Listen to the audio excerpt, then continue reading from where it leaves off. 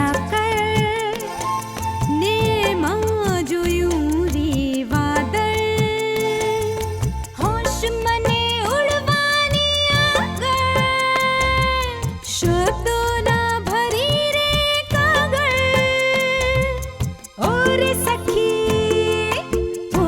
સખી મારે જાવું પેલે પાર ઓરે સખી મારે જાવું પેલે પાર મારા સાચની જોવી પ્રભા મારું આ સ્વપ્ન આંગળીના ટેરવી ઝાકળ ને માં જોયું રે વાદળ મારું આ સ્વપ્ન આકાશ મારું આ સ્વપ્ન આકાશ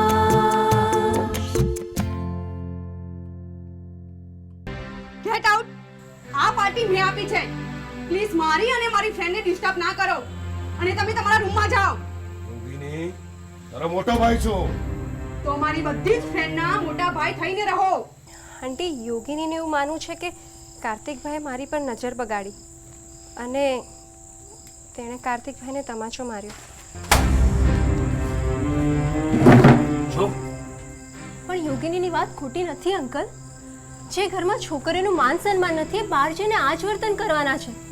આજે એને એના ભાઈ પર હાથ ઉપાડ્યો છે, આવતીકાલે એના ધણી પર હાથ ઉપાડશે. આ સંસ્કાર છે એના. જરા અતીતમાં ડોક્યું કરીને જુઓ. મારા કેટલા બલિદાનોના કારણે આજે તમારી ઇમારત સમાજમાં મોભાદાર છે. મારા વગરનો એક દિવસ વિચારી તો જુઓ તમે. બસ તો મારે આજે જ વકીલની સલાહ લેવી પડશે.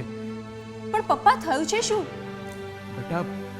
બેટા ધીમત અંકલના નામે પોલીસ વોરંટ ઇસ્યુ થયું છે, એટલે આ કરાર મુજબ પોલીસ મને પણ પકડી શકે છે. મમ્મી, સ્ટોપ ઇટ નાઉ. ચૂપ રહે. તું આમ બરાડા પાડીશ તો બધાને જાણ થઈ જશે. અને પોલીસ હજી આવી નથી અને આવશે પણ નહીં. દીકરા, ધીમંત જે નકલી દવાઓના રેકેટમાં પકડાયો છે ને, એમાંની 3 પ્રોડક્ટ તારી છે અને એની માલિકી મારી છે, મારી. જો તારા ને મારા દુશ્મનો બહુ છે આ દુનિયામાં. ખબર પડી ગઈ ને એકવાર તો કાદવ ઉછાતા વાર નહીં લગાડે આપણી પર. અને જો આ વાતની જાણ તારી મમ્મીને નહીં થવા દેતો.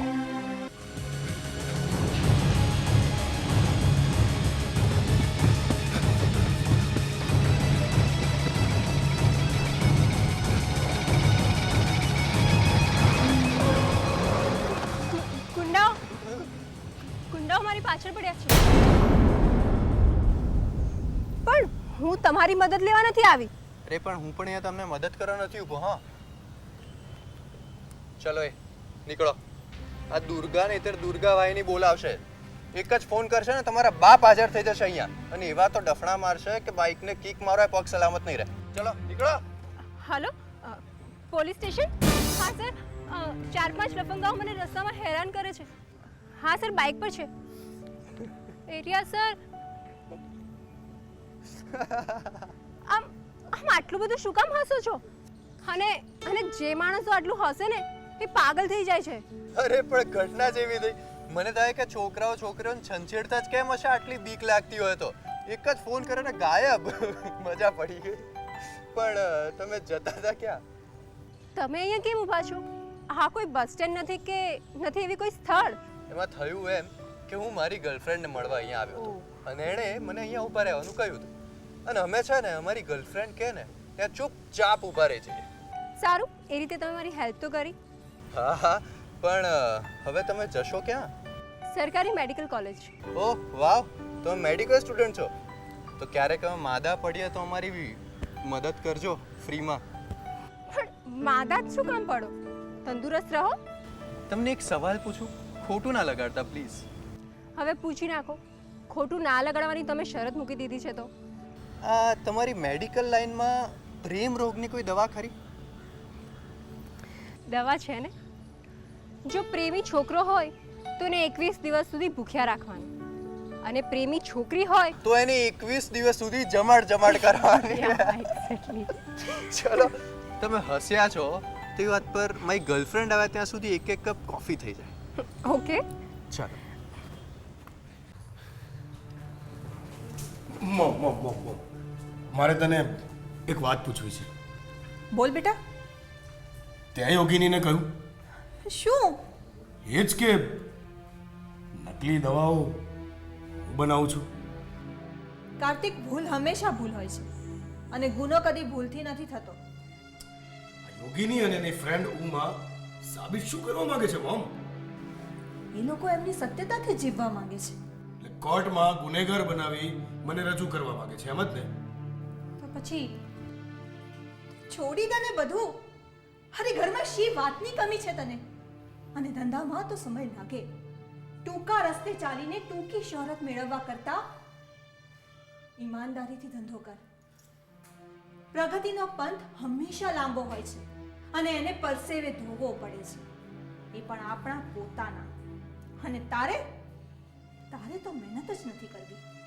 એ જે હોય તે મમ, તું યોગિનીને સમજાવી દેજે કે આજ પછી આવી બધી વાતોમાં આવીને આ ઉમા ફુમાને સાથ ના આપે.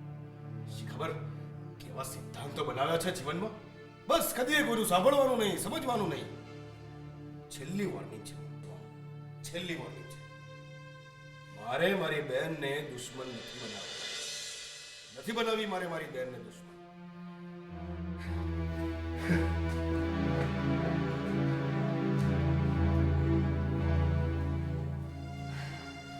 તમે તમારા મનનું ધાર્યું કરો છો.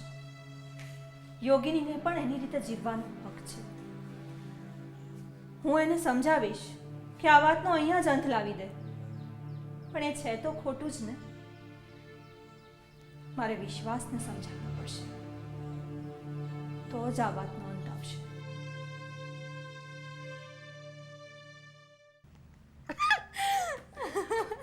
પાછું મને કહે છે તમારી પાસે પ્રેમ રોગની દવા છે?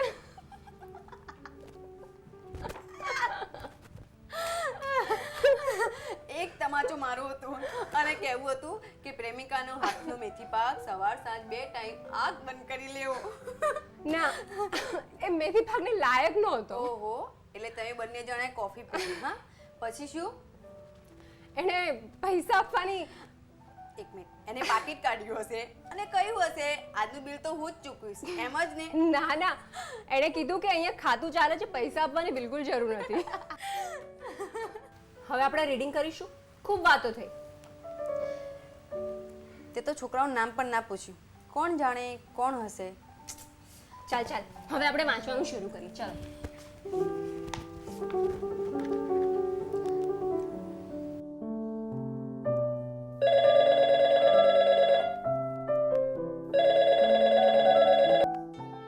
શું કરો છો બેટા? કંઈ જ નહીં મમ્મી, બસ હું ને ઉમા રીડિંગ કરીએ છીએ. ઓકે, વાંચો. કોઈ પ્રોબ્લેમ તો નથી ને? ના મમ્મી, તમે ચિંતા ના કરો. અને જે થવાનું હતું એ તમારી મરજી મુજબ થઈ ગયું છે ને, તો હવે શું ચિંતા કરો છો? Okay, cool down. આપણે પછી વાત કરીશું.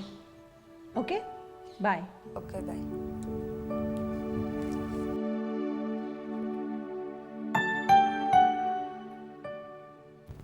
તું મમ્મી સાથે આ રીતે વાત નહીં કર. મમ્મીને ટેકો આપ યાર. અને મમ્મીને તારી જરૂર છે, એમને સપોર્ટ કર. અને બીજી વાત, તું તારા ગુસ્સા પર કંટ્રોલ કર. તને મમ્મીની જરૂર છે ને મમ્મીને તારી જરૂર છે. તમે બંને એકબીજાને પૂરક છો. વાંચવા દે. અને જો તારે આજ બધી વાત કરવી હોય ને તો પ્લીઝ તું બુક્સ લઈ અને તારા ઘરે જા. અને આ વખતે હું મમ્મી પપ્પાને ક્યારેય માફ નહીં કરું. મારું આ સ્વપ્ન આકાશ, મારું આ સ્વપ્ન આકાશ.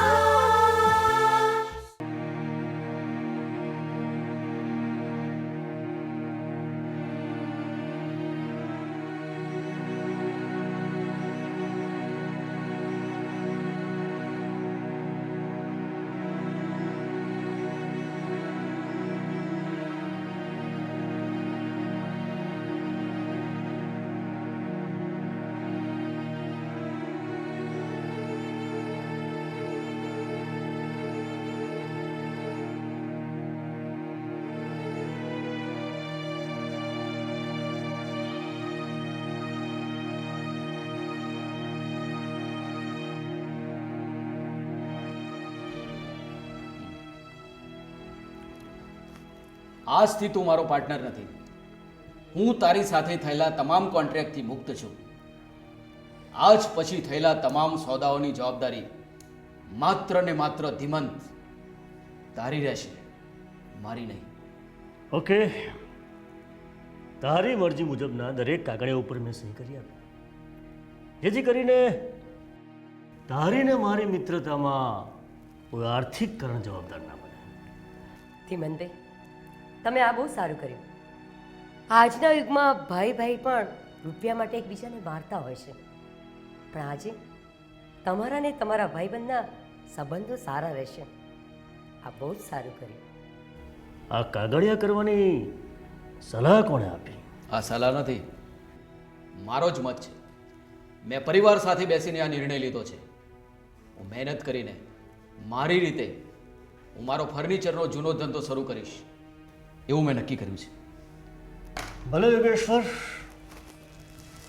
જીવનમાં ગમે ત્યારે મારી જરૂર પડે, અડધી રાત્રે હું તારી પડખે ઊભો રહીશ. ભાભી, રજા લો.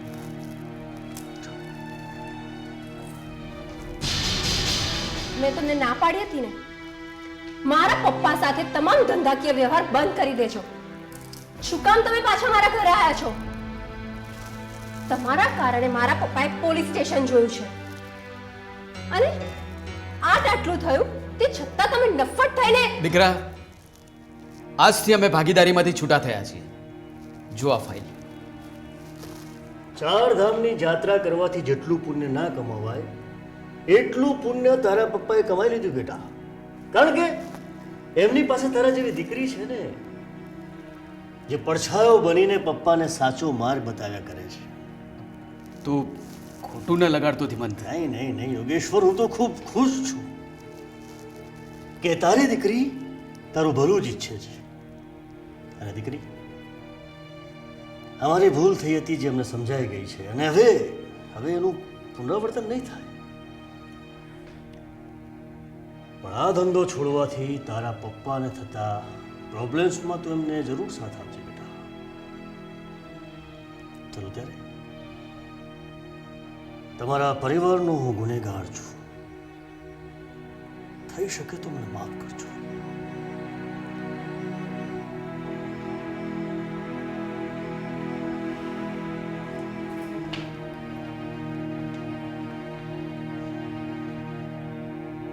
મારું આ સ્વપ્ન આકાશ, મારું આ સ્વપ્ન આકાશ. તમને અચાનક આ શું થયું છે પપ્પા? એની ફેક્ટરી બંધ કરવાની વાત કરો છો? અરે બધું બંધ કરી દઈશું તો રોકાણકારોને શું જવાબ આપશું? આટલી જલ્દી હાર માની જાઓ છો? હાર નથી માની દીકરા, હું હારવામાં માનતો જ નથી. પણ એક વાત સમજી લે, પ્રતિષ્ઠા મેળવવામાં વર્ષોના વર્ષો નીકળી જાય છે, ગુમાવતા એક સેકન્ડ નથી.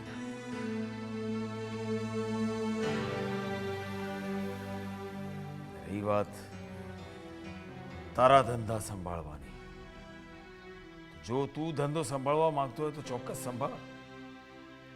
પણ એ પહેલા મેં તને ઇન્વેસ્ટ કરવા માટે જે કંઈ રૂપિયા આપ્યા છે એ મને પાછા આપી દે.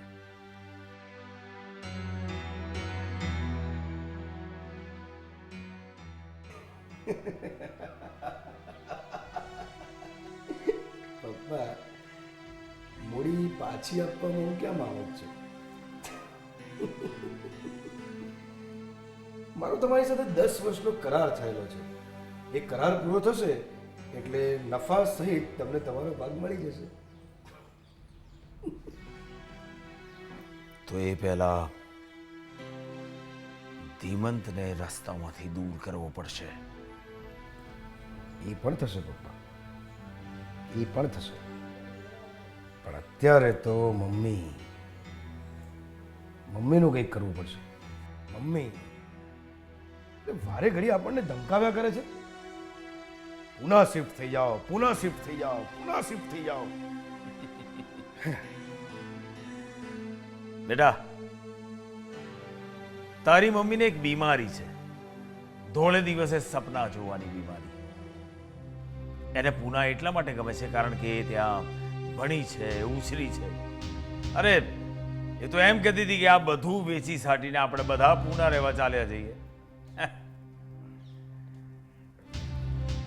પણ એ એની ઈચ્છા છે અને ઈચ્છાઓ થવા દેવાની હોય અને પૂરી ના કરવાની હોય. કારણ કે સ્ત્રી એ તો વહેતું પાણી છે, વહેતું પાણી. એની ઈચ્છા થાય ને ત્યાં વહે, એને બાંધી રાખવું પડે, જેમ મેં તારી માને બાંધીને રાખી છે તેમ. બાકી એની તો ઈચ્છા હતી કે મારા દીકરાને સાયન્ટિસ્ટ બનાવું. સાચું કહું પપ્પા, મમ્મી મારા મનને જાણી ગઈ હતી.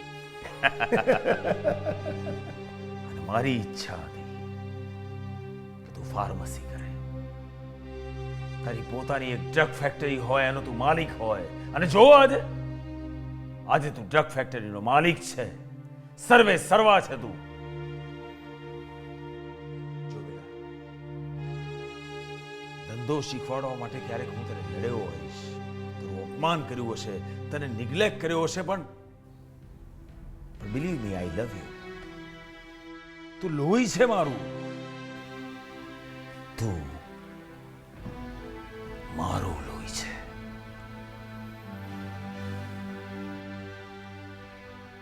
હા પપ્પા, પણ પપ્પા ધીમંત વાત માનશે નહીં. મારે કોઈ પણ સંજોગોમાં આ વર્ષનો કોટા પૂરો કરવો જ પડશે. નહીતર આપણે આ બોગસ માલ માટે જેટલો ખર્ચો કર્યો છે ને, એમાં ને એમાં એ ભરપાઈ કરવામાં આપણું આખું વર્ષ કોરું જશે. આપણે આપણા વર્કર્સને બોનસ પણ નહીં આપી શકીએ. એ તારો પ્રશ્ન છે, એ તું તારી રીતે ટેકલ કર. અરે યોગીની બેટા, તું ક્યારે આવી? જ્યારે તમે મમ્મીના વખાણ કરતા હતા ને ત્યારે આવી. સાંભળી ગઈ? બેટા, તારો આ ભાઈ છે ને એ બહુ ઉશ્કેરાટીઓ છે. આ ગમે ત્યારે ગુસ્સે થઈ જાય છે, એટલે એને સમજાવવા માટે મારે આવી વાત કરવી પડે. આવી વાતને બહુ સિરિયસલી લેવાની નહીં દીકરા.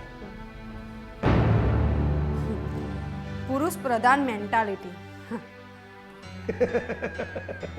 તો બે પુરુષો ભેગા થાય ત્યારે શું વાત કરે? આ જ હોય ને. અહીંયા બે પુરુષ નહીં, એક બાપ છે અને એક દીકરો છે જે પોતાની પત્ની અને પોતાની માં વિશે વાત કરી રહ્યા છે. ફરક તો પડે જ ને ભાઈ.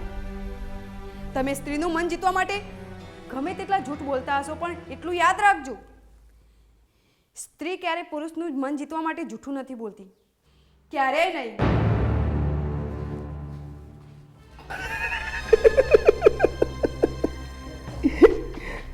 પપ્પા, આપણા ઘરમાં મને કંઈક બળવાની સુગંધ આવી રહી છે. હોય કાર્તિક બેટા, એ તારી જ બેન છે ને, ઉશ્કેરાટમાં બોલી જાય. બાકી રહ્યો સવાલ બળવાનો, તો છેલ્લા 24 વર્ષમાં આ ઘરમાં કોઈએ બળવો કરવાની હિંમત સુદ્ધા નથી કરી. હા, તારા લગ્ન થઈ જાય પછી તારી પત્ની આવે અને એ બળવો કરે તો જુદી વાત છે, પણ એ બળવાને સંભાળી લેવાની જવાબદારી તો હવે તારી છે.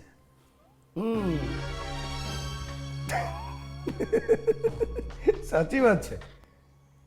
એક જશે, એક આવશે.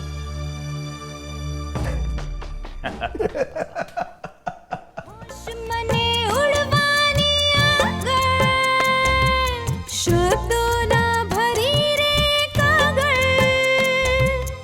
ઓરે સખી મારે જાવું પેલે પાર. ઓરે સખી મારે જાવું પેલે પાર. મારા સાચની જોવી પ્રભા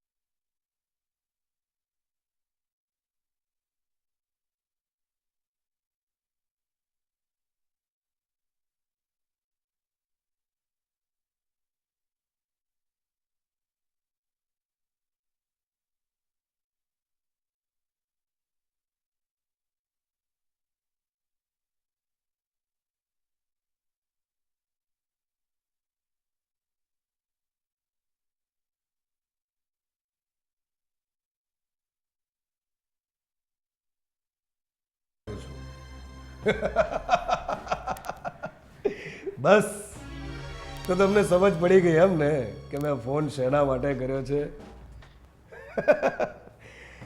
બસ તો પછી ધીવંત અંકલની રિહાઈ અને પહોંચી જશે તમારા ઘરે મીઠાઈ.